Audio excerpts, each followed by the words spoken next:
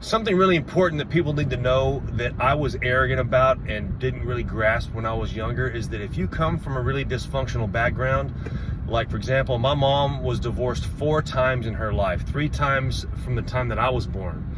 I witnessed 3 divorces before I was like 7 or 8 years old or something. But I thought because I was aware of that and I was aware of the dysfunction because I could see how it played out in my mom's life, that it wouldn't affect me simply by virtue of the fact that I was able to see it and admit that it was there.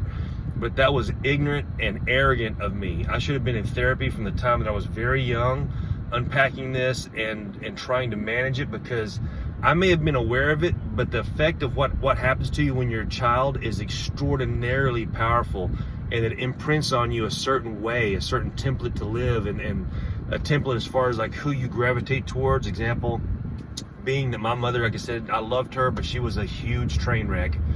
And, you know, I've gone after women that come from that same kind of, they're cut from that same kind of cloth, that had either alcoholic parents or parents that weren't very good to them, just like my mother went through. And so even though I was aware of it, I still fell victim to it.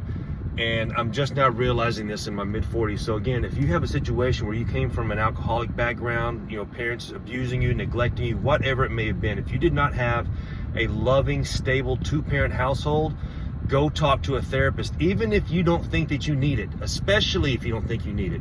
Go talk to a therapist to make sure, because if you don't have someone to help you manage what you've gone through and you're arrogant enough to think that you can just do it on your own, you are kidding yourself. So remember that.